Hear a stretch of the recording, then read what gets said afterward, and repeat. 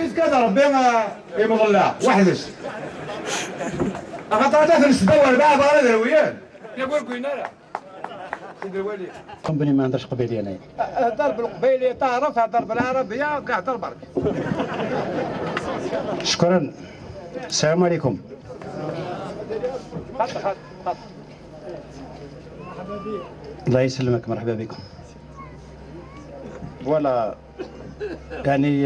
ce que je vais vous dire à cette occasion, combien je suis heureux personnellement d'être aujourd'hui là parmi vous, heureux surtout que toutes les autorités militaires, civiles, politiques m'accompagnent dans cette localité combien chère à la wilaya de Tizi Ouzou et au pays. Il m'accompagne dans cette visite, Monsieur le Président d'API, Monsieur le Commandant du secteur opérationnel, Monsieur le Commandant de groupement, Monsieur le chef de wilaya, et pratiquement tous les directeurs des différentes directions installées à la wilaya de Tizi Ouzou. Il y a d'autres invités qui m'ont accompagné, notamment des officiers supérieurs, des cadres venus d'Alger et autres invités qui sont venus partager avec nous, avec vous, ce moment de bonheur. Je ne peux que remercier au départ Monsieur le Président d'APC Farhounen et tous les cadres de l'APC et les autres organisateurs qui ont préparé, organisé et encadré ce jour de fête dans le chef-lieu de la commune de Farhounen. Ce n'est pas étranger à la population de cette région. Parce qu'au-delà de ce que nous avons fait aujourd'hui, ce que nous sommes en train de faire, à savoir inaugurer un monument de cette dimension. Aussi bien la stèle que le musée, que tous ces figures-là qui ont marqué l'histoire contemporaine de l'Algérie pendant la Révolution. Au-delà de ce geste symbolique. Ça dénote de ce que cette wilaya, cette région, cette terre chère a consenti de sacrifices pour que l'Algérie soit indépendante. Et le fait que Ben Mehdi soit aujourd'hui ici présent, Didouche Mourad également,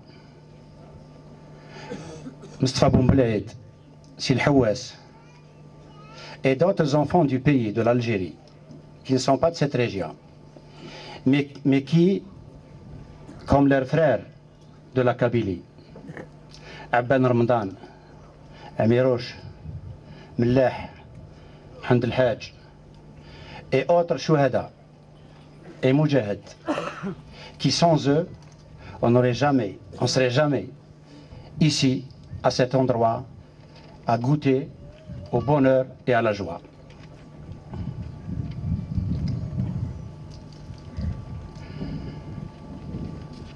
Si nous avons voulu que toute cette délégation combien forte, et je suis conscient, parce que jamais une délégation aussi importante, pratiquement composée de tous les cadres de la wilaya,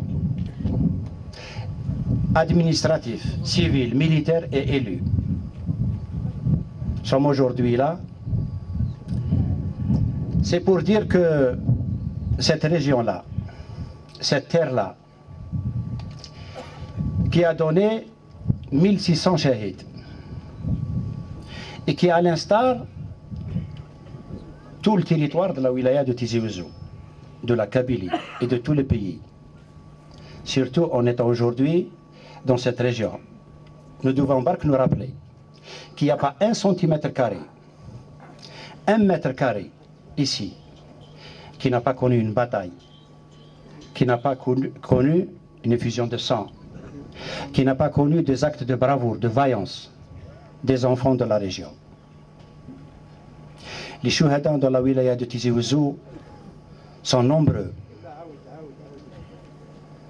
Les enfants, les chouhada dans la wilaya de Tizi Ouzou sont nombreux. Il y en a dans la daïra d'Ifrahounen, 1600 shahid. Tizi Ouzou a donné à l'Algérie autant dans chaque commune, dans chaque daïra, dans chaque village. Il y a des chouhada. La Kabylie, la wilaya Tizi Ouzou, elle le sait mieux que moi, ses enfants le savent mieux que moi. Elle en est fière. Elle est fière de ce qu'elle a donné au pays. Aujourd'hui, nous sommes là à Ifrahounen. 1600 شهيد. درنا لهم نصب مثل هذا ربما ما نصفوهمش avec des gestes matériels. ربما ما نصفوهمش. ولكن التاريخ قبلنا وقبل أن ننصب لهم نصب تذكاري أو متحف. التاريخ كتب عليهم. تاريخ الكون، تاريخ العالم، التاريخ الكوني، l'histoire universelle. ديجا كتبتهم وديجا كتبت اسمائهم بأحرف من ذهب. اليوم en leur rendant hommage درنا نصب تذكاري ودرنا متحف ودرنا صور من المسؤولين اللي كانوا وراء الثورة ووراء الاستقلال في الجزائر. هذه وقفة حقيقة نسترجع بها تاريخنا المجيد. ما أتمناه هو أن في كل ونحن في ولاية تيزي وزو أن زملاء السيد أيد سعيد حميد في مختلف بلديات ولاية تيزي وزو يتعظوا بفكرة مثل هذه، يتعظوا ويأخذوا مثال عن ما يجري اليوم في هذه المنطقة الشريفة وفي هذا المكان الشريف، باش يقوموا بشيء مثل هذا، وإذا استطاعوا بشيء أحسن من هذا. ونظن أن يوم مثل هذا وما قامت به بلدية إفرحونن وعلى رأسها رئيس بلدية إفرحونن يجعل السكان في بلديات أخرى والمنتخبين والمسؤولين الإداريين في بلديات ودوائر أخرى يديروا شيء مثل هذا، يديروا شيء مثل هذا باش يبقى التاريخ وباش يبقى الشباب عندما لسبب أو لآخر ينحاد عن الطريق، أو قالها حميد ساع: كل من يحب الجزائر يجد نفسه في هذا المكان. لأن شبابنا وشباب المستقبل عندما ينحاد من الطريق، والأسباب كثيرة باش نحادوا على الطريق،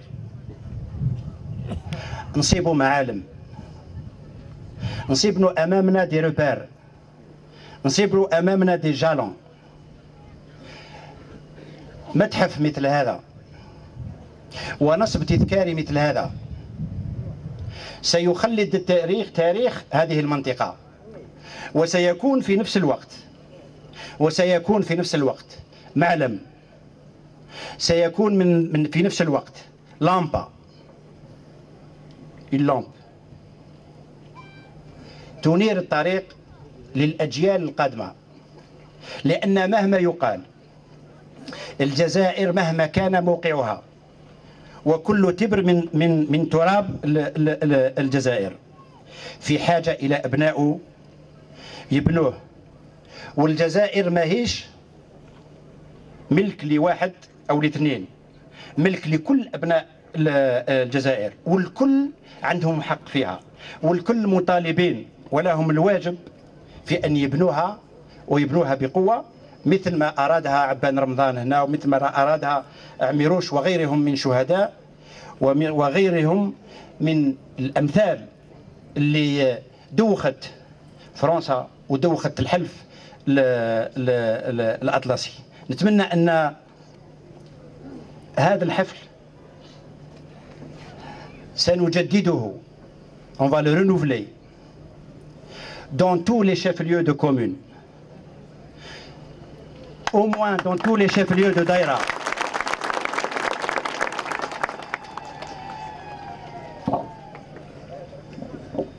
هذا ما أردت أن أقوله بهذه المناسبة. ومرة أخرى أشكر كل من رافقني في هذا الحفل البهيج الكبير الذي سيبقى للتاريخ. والسيد وزير المجاهدين أرسل مبعوث عنه، لأن انشغالاته تاع اليوم ما سمحتلوش باش يكون في الموعد، وإلا كان يكون معنا اليوم. نتمنى أن تكون فرصة أخرى باش يجي يزور هو والسيد الأمين العام لمنظمة المجاهدين، باش يجوا يزوروا متحف مثل هذا وقاموس شهيد مثل هذا. وقاموس شهيد لأن فيه متحف فيه صور خالدة لشهداء الثورة، وفيه قاموس للشهيد يضم 1600 شهيد. هذا ما أردت أن أقوله مرة أخرى. أشكر السيد رئيس بلدية إفرحون على إعطاء لنا هذه الفرصة اللي اليوم التقينا فيها باختلاف ربما أفكارنا، وباختلاف حساسيتنا، وباختلاف مشاعرنا، ولكن عندما يتعلق الأمر بالجزائر،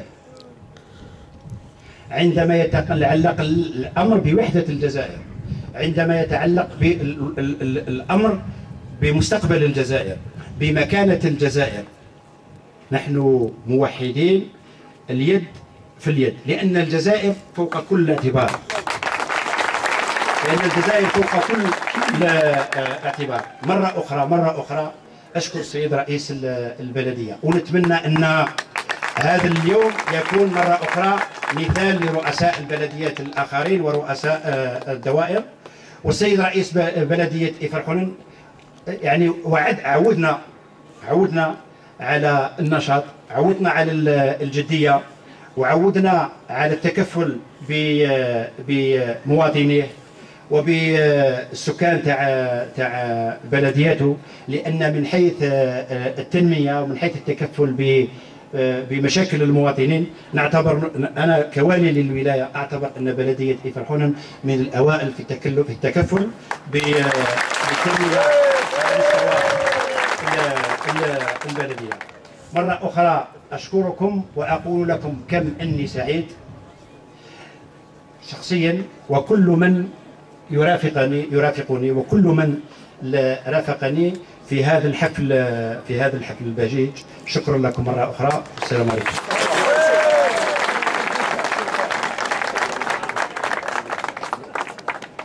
لا ما زالش.